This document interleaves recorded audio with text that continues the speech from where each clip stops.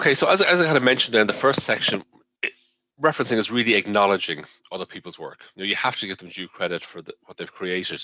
So when you're writing a piece of work and use someone else's work, you must reference them. So you need to include detailed information on all sources consulted, both within your text, in text citations and footnotes, and at the end of your work references list or bibliography. So everything that you are mentioning in your paper, you need to be citing it. Okay, and there's different ways of doing that, and so different styles, but you'll probably already be aware of that. Your department will let you know about that. You probably have a handbook where they'll tell you what style you should be using, and probably as well if there's any kind of local variations on it. So there are standard styles, but then often departments have their own kind of spin on it as well. So just be careful on that, because you want to reference in the way they want you to do it. And generally with referencing, there's only really two main types. There's in-text citations, which is where you have author and date within the text, and footnotes, where you have, it's kind of a numbering system where you have a number in the text, and then down the bottom of the page, you have your footnote. But both of those, then you'll have full details again in the bibliography as well. Okay, so very important as you go along to keep all those details. So you're going to need to know volumes, issues, page numbers, all that kind of thing. Okay, so very important to keep that, and that's all part of that good note-taking bit. Just keep good notes as you go along. And we have a guide to that.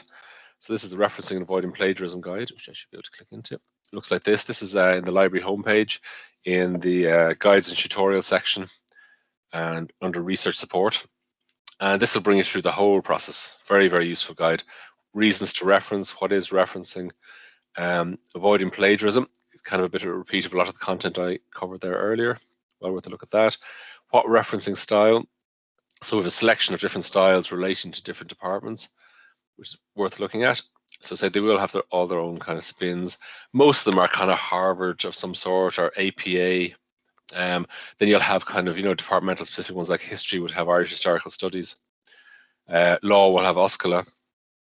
And we have examples of a lot of those. Okay, and there's a link then to various guides in there as well as PDFs. Okay. Back there for a second. There's also a thing called Reference Point, which some of you might have used. And this is kind of Minute's version of Harvard, which looks like this, which you could just Google for that. But again, you'll have the link for that in here. And this is a version of Harvard that was agreed with a number of the different departments of what it should look like. And this is very useful. This has a variety of examples of, how to, cite different things. So two authors, all that kind of thing. Corporate authors, newspaper articles, different types of things, conference proceedings. They all can reference just slightly differently, but they're all based around that basic information you need, title, publisher, year of publication, all that kind of thing. Okay, so that is referencing. Again, I'm sure you're all quite familiar with it, and it's important to get it right, because it's be a shame to lose marks just for incorrect referencing. So that is referencing, but important to do, I say, as part of that plagiarism thing as well. And there is the library guide that I looked at. Okay. Oh, there's a section on DOIs in there. As I mentioned those as well. Those digital object identifier and persisted links. So if you wanted those as part of your referencing as well, that's where you'll find information on those.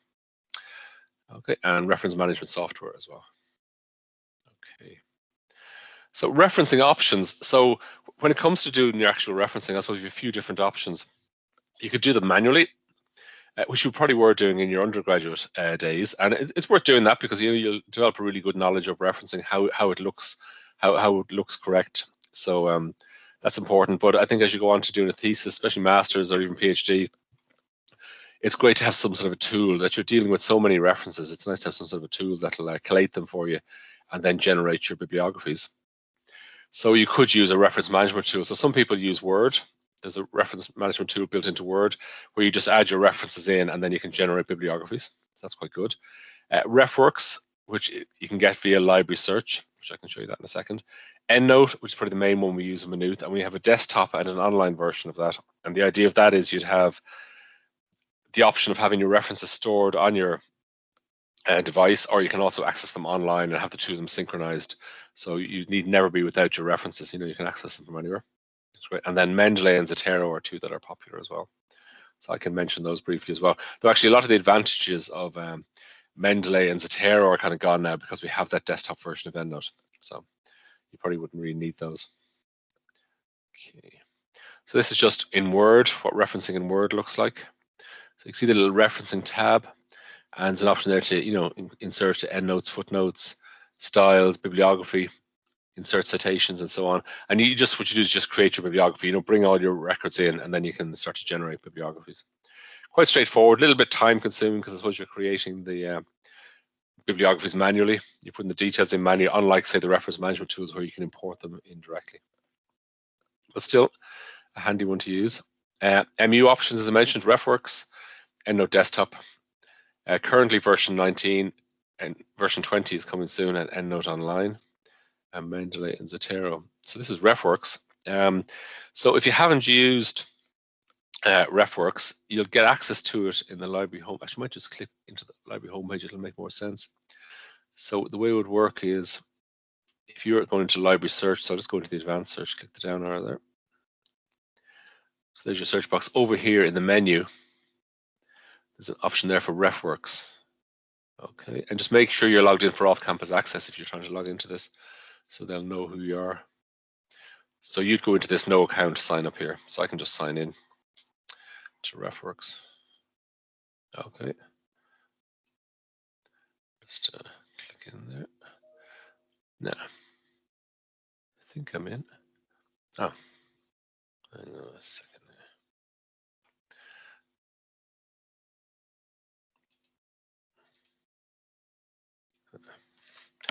Yeah, let's see if I can remember how to get in.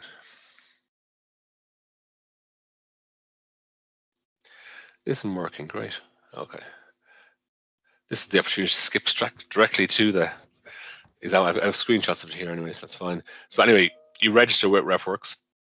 And the way it works is then there's your sign in, no account, sign up here. Okay, and you'll get an account that looks at this. And the idea of this is it's kind of a workspace that you can go into. So you'll be logged in as yourself, and then you can actually save references into it. And actually, you would do that from, I can show you that bit anyway. So if you were searching, so as an example, the idea would be if you want to keep references, you just click the little save this item folder here. And see where they've gone up into your folder there. So if you're actually logged in as yourself, I am logged in as myself now, terrific. What you could do is you can click on that folder when you're finished, and you'll see that all your references are actually stored into this workspace in behind.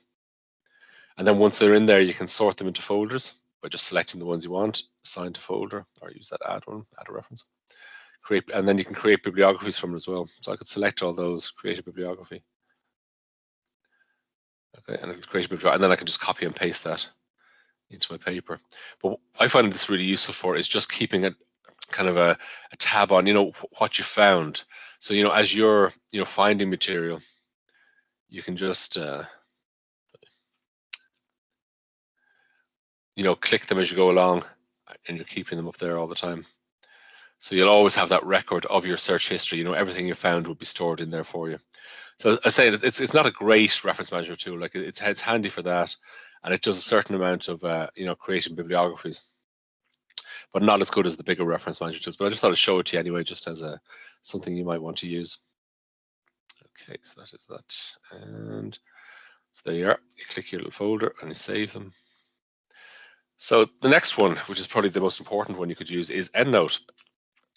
So what EndNote will do is you're going to basically create, as it says there, a customized library of all your references, so you can store your references online or on your desktop and divide them up into groups by subject area. And then once you have them all stored there, and this can include PDFs as well, you can have everything you need stored in there.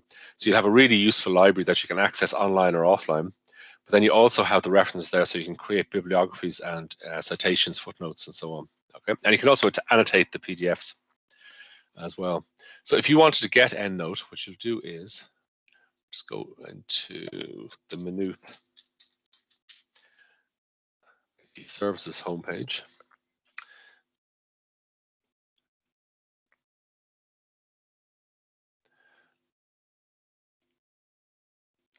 Okay, which looks like that. I'm going to go into a tool here called Apps Anywhere, which I don't know if you've used, but very useful. So this is where a lot of the Maynooth software is stored, and you can download it then from there. Okay, so as I click in, you have various options here. So you can use for Windows or for Apple or Chromebook, whichever you happen to use. Click Windows Users, and there's the link there, Browse Apps Anywhere.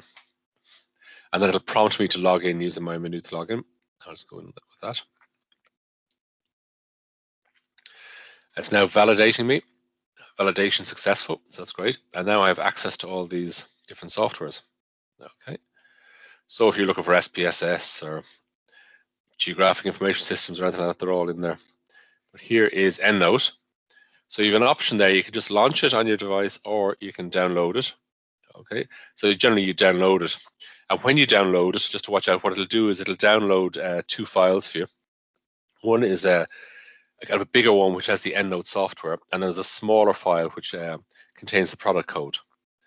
Okay, so at some point when you're downloading it, it'll prompt you and ask you for the product code, and that's where you'll find that. You just go into your downloads and go into the smaller file, and you'll see the product code in there, and you just enter that, and in you go. So that's for EndNote Desktop. And if you wanted to get EndNote Online, what you do is you go into the Web of Science database, which you'll get through the A to Z of databases on the library homepage. And there's a little link there for EndNote. Okay, and you just click on that. It'll probably bring me straight in, but for you, it'll prompt you. Oh, no, actually, there I am. You just register here, and that'll give the online version. I say the advantage of having the two is that you can use them kind of synchronize them together. So, you know, if you're, depending on where you are, if you're away from your own device, you can just go into EndNote Online and access your references. And then when you get back to base, you can just synchronize them up so the same work will be on the 2 different products. So I'll just sign in.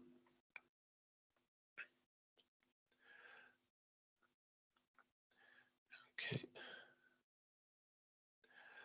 That's loading up now. When that's loading up, actually, I'll just go into EndNote 9, which is this. So this is the desktop one you would have downloaded. Unlike mine, yours is going to be empty. Okay, these are just various references I've saved in there. So I'll just bring it through the functionality just quickly. And actually, this is all recorded as well on the library guide to referencing as well. So you'll have it all. You have this recording, you have lots of recordings. So all great. So just the functionality. So when you set this up, the first thing you're going to need to do is go into File and go into New and just create a new file.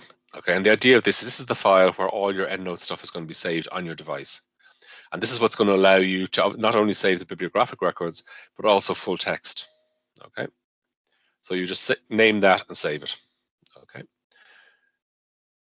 so that's the file bit. Now also in File, there's a handy import one here. So if you had a lot of PDFs already, you can import a file of PDFs or a folder of PDFs if you wanted to. And what they'll do is then they'll prompt you to add in kind of any additional details they need. But if there's a DOI on that article, which there probably will be for any of the newer articles, it'll automatically know how to populate all the fields. So all these kind of fields over here, it'll fill those automatically. So you'll have all your full record to be in there. Okay. Then just into Edit. You have options there for different filters, but I won't go into that. This is more different styles. You know, if you wanted different styles, you can adjust them there. References, very useful, this one.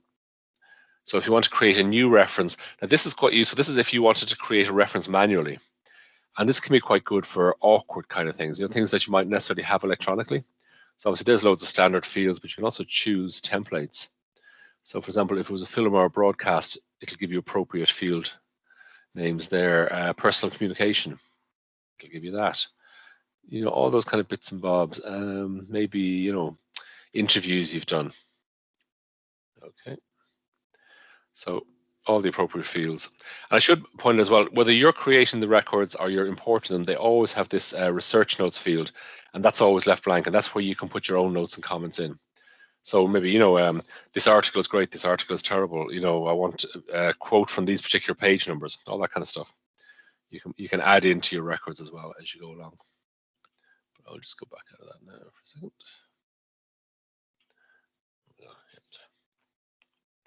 Close that one down. Okay, next one here, that's references. Groups, important. So if you want to create groups of references, so rather than just having a big long list of all your references, you can put them into groups. So you have a few different groups here to find. Okay, so you can create a group there. And once they're created, then you have this add references to, so you can actually create a custom group and add whatever references you want to certain groups. So very straightforward. And to do that as well, you can also just, if you're on it, you can just right click on it. Okay. and add references to, whatever group it is. So quite straightforward to use. Tools, none of them that is particularly essential. Now down the next row, local library mode. What that means is, see these boxes here, I can actually search within my own local library. So what they mean by that is the items I've actually saved onto EndNote. I can search within those. Now, there are options here for searching online, but a lot of these aren't connected. Some are, some aren't, and the databases aren't. I think a lot of the university catalogs are, so may be useful, may not be useful, but you could do that, or you could do both online and your local library. But generally, you'll just be searching in your local library for a particular reference. You can change styles here. So I think they have about 500 styles loaded, and then there's also an additional 7,000 or so styles they have. And to get those, and I actually have details of that on my online guide as well. What you do is you just go into the company's website, and there's a section, there's like a depository of additional styles that you can download. Okay, which actually I'll show you that actually in a minute. I'll just click into that just to give you an idea of what I'm talking about.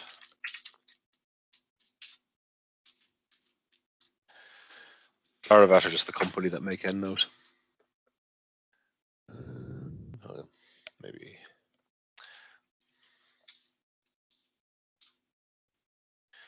output styles EndNote. So it's this page here. Would you actually search? You could add that into the chat if you like. That might be useful. So yeah, no problem. And these are just the other styles. You can actually search by style. So for example, if you wanted, so let's call that, for example, search for that.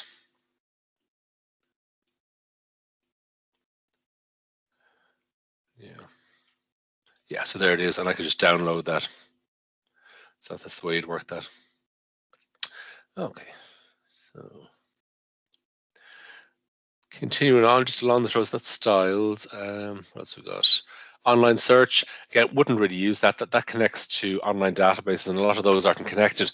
And actually, I think with the databases, you're far better off searching from the actual database and exporting into EndNote rather than trying to, search from EndNote. So you can kind of ignore that one. Next one, this is useful. This is click on something actually relevant here. Yeah. What you do is you would select a document, and this will actually search for full text. So it'll search the web for full text for that. And then if it finds it, it'll attach the PDF for you to that document. So in this case, it's telling me it couldn't find that. Moving along, these are just connections if I want to connect to Word. And then this one here will synchronize. So that's going to synchronize my EndNote desktop with my EndNote online. So the two of them are matching exact same records in each one. Okay, so you'd kind of do that, if you've been doing a lot of work, maybe exporting references into EndNote Online, you get back to base and just synchronize them up. And similarly, if you had a lot of references on your EndNote desktop that you didn't have your online and you're going traveling or something, you could just synchronize them so everything goes onto your EndNote web account. Okay, so that's that bit. And actually, I'll just go in very quickly into... This is my EndNote desktop now. It's now logged in. This is the one I just downloaded. And you can see it looks very similar. There's all your references. You can organize them, manage them into groups, find duplicates, manage attachments. So what I mean by that is PDFs. It'll tell you, what PDFs you have. And you can get rid of them if you wanted to. And you notice with this, any of you who have been using EndNote Online, because I'm using the desktop as well, I now get unlimited storage in my online account as well. I have a format option there, which is quite good. So I could say format a bibliography. So for example, I could just pick a whole group of references, pick a style, so say Harvard, and a format, rich text, and then I could just save that as a Word document. I just preview it, or I could email it to somebody. So there's my bibliography done. So very handy that. Okay. I'll just go back into the EndNote desktop. So I personally would use the two of those together. They both have their uses. So just to continue on with the functionality here, that's synchronizing. So just go down to the actual articles I've captured here. So if I want to look at any of those, what I do is just select the one I want to look at, and over here, I'll get the details. So here's the reference. So you could look down that, and you could see there's the authors. You could add in additional stuff if they'd missed something. If something looked wrong, you could change at that point. For example, like the title could be all in capitals or something. That happens occasionally. So you could change all those.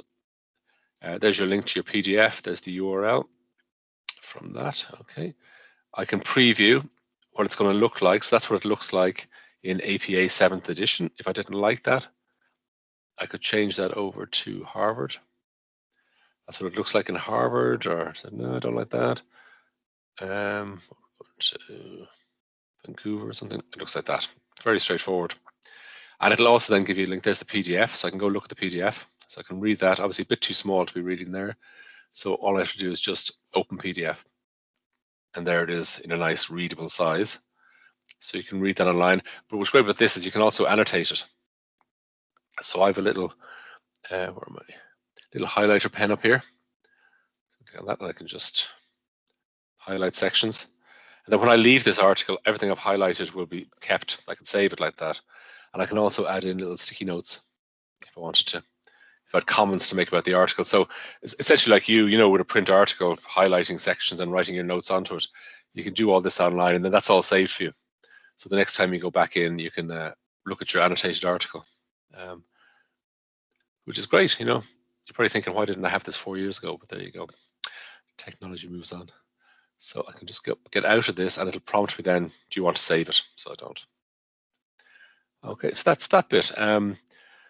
So kind of say straightforward enough. Now, of course, the next thing you're going to need to do is how do I put material into this? So it's all very well. I know what functionality. I know I have to go into my file, create a new file when I start. Then I'm going to go into creating groups, adding references to groups. But obviously, I need to then put things into groups. And to do that, the best way is actually from the different databases, depending on where you're searching. Okay. So just go back out of that for a section. So I'll just go into a few databases just to show you how that might work. So for example, if you were searching in Maynooth Library Search, I'll just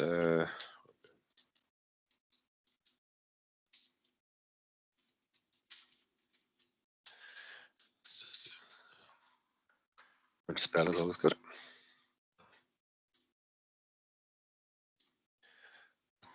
Run a search. So there's my results. Now, if I want to put those into EndNote, all I do is just go into the little dots here, export to EndNote. Okay. Now, for me, it's just been awkward. I'm putting it into my downloads because I'm on a work computer, but I'll just click that and that goes straight now. That's gone straight into EndNote for me. And then once it's in there, I can just select it, right-click it, and where am I? Add references to Selenium Networks, and that now goes off into that group, which is this one over here. Okay. Back at that for a second. So that's how you do it in library search. If you're in Google Scholar,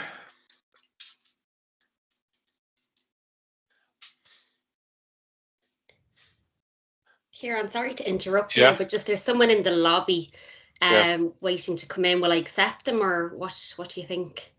Kind of have, you know. Do you know them? Are they no, it says outside your organisation, so I'm not 100% sure. Oh, then maybe I'd leave it. Yeah. Yeah, that's fine. Because we're well through the session anyway, so. Exactly, that's why I talk. Great, thanks. Okay, so Google Scholar. Here we are in Google Scholar, and to export these ones, it's just this little inverted comma there and EndNote. Click on that. Again, off into my. Click on that. Again, right-click it. Add references to, and into my group they go.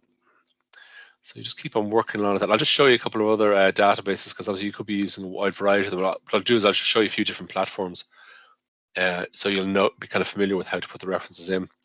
So, for example, if you're using Academic Search Complete, which is an EBSCO one, so it'll work any of the EBSCO databases you're using. So it could be Business Source Complete or any of the education databases, social sciences, whatever it happens to be. Again, if you were just searching. Yeah. So,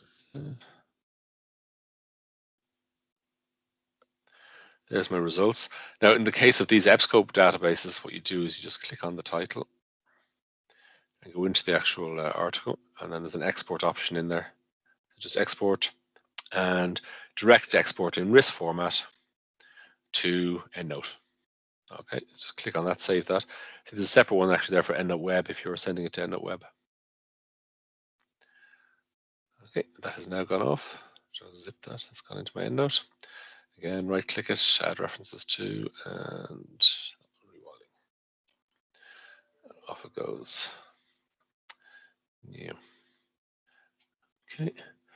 I'll just get another one. I'll just do a.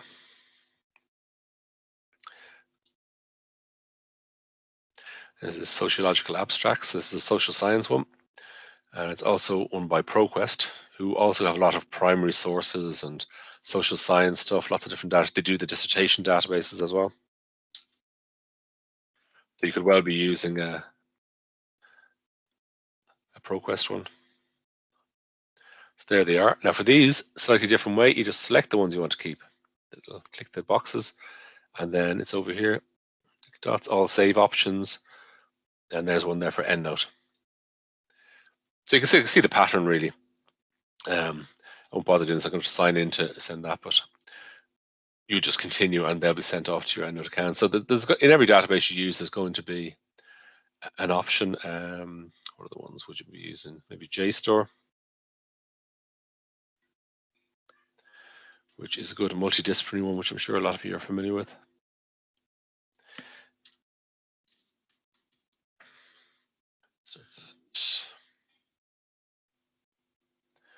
And again, this is the one where you just select. Okay. Export selected citations. And there you are, EndNote. So as simple as that. And as you export these, you know, if I click into this one, for example, now, I could go into the reference, you can see what it's capturing for me there. The author, the title, journal title, volume, issue, page numbers, all the information you're going to need, the URL.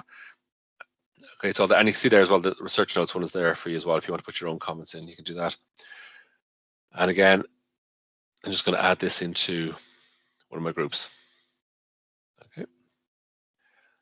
So that's great. So the next thing you're going to want to do is create your bibliographies and your in-text citations. And when you download it, EndNote 19, it'll automatically download a Cite While You Write tool onto your Word document. Okay. And if you're using EndNote Online, you can export that. There's a download section in, I'll show you, just in EndNote Online. This downloads. You can download the Cite While You Write tool there. Okay. And there's also, actually, I didn't mention this one. This is a useful one as well. This is a thing called EndNote Click, which you can download. And what that does is it actually prompts you to download the full PDF of the document as well, rather than having to save it and then reload it onto it. So that's very handy. Actually, I don't know if that's going to pop up on any of my documents. Actually, if I go into the PDF of that, it might.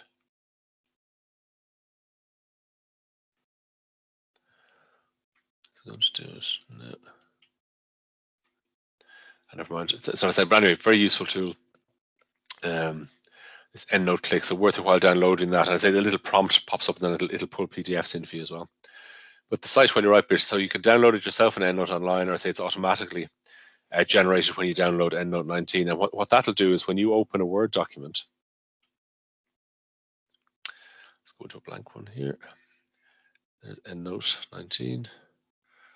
Okay, and see the little tab is there. And so what this does is it allows you to interact with your EndNote library. So as I type my papers, what I can do is I can use the insert citation function here to insert a citation, search by a keyword.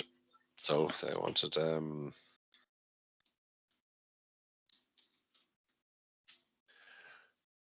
mycelium articles. I would just select the one I want to cite, click insert, and it creates the in-text citation and the bibliography. There's always the impressive bit of this. So you can just literally just, you know, as you go along, just select and then create the bibliography as you go. If you don't like the style, you can just change it up here. So very straightforward.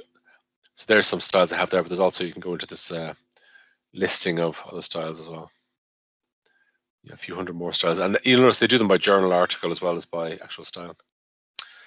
Okay, so that's important. Actually, with the insert citation, you might have noticed as well, you can also put in notes and figures as well to create those. Now with this, if you want to make changes to any of these, you can't just type straight into them. So what you do is you just use their edit and manage function like that. Okay. So you could, you know, do different things with that. So for example, you put in prefixes, suffixes, page numbers. Okay. But that prefix, an example of that might be, you know, if you're citing, maybe you're reading an article and that author mentions somebody else, an article you haven't read. You might want to put in a prefix, it's cited by such and such. Or you might want to put in page numbers for a direct quote. You can do all that there as well.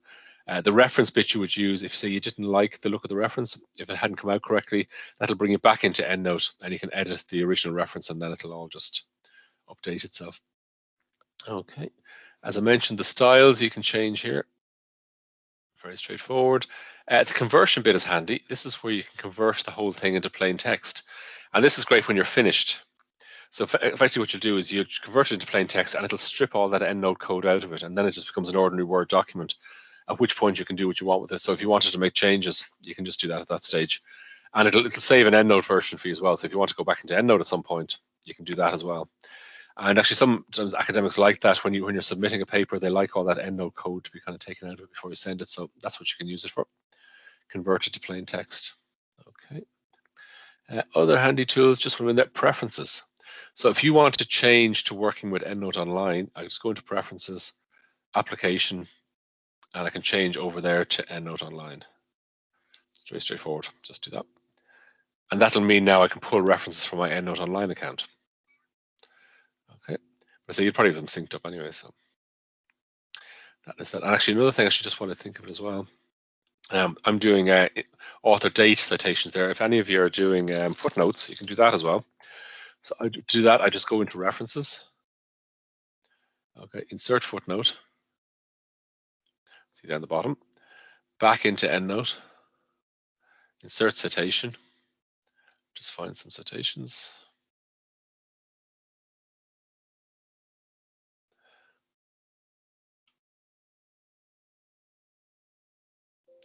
Oh, I'm pretty confused now with changing. That's still. And yeah, that'll do it. Yeah, there we go. So we're back into insert citation. And it creates the in-text citation. And the number in the text and then the item in the bibliography. And I'll just do another one actually just to make clear. So I'm going to go References, insert footnote, back to EndNote, insert citation, pick the citation, insert, and in goes the footnote, number in the text, and then the item into the bibliography. So as you can see, really good time saver. So, and it's also a way of, having your own library at your fingertips at any time. You're going to have your, your EndNote library saved on your device. It's accessible online as well. And then when you sort your references into groups, and then when it comes to do your referencing, you can pop them into your Word document. Easy enough just using that cite while you write tool.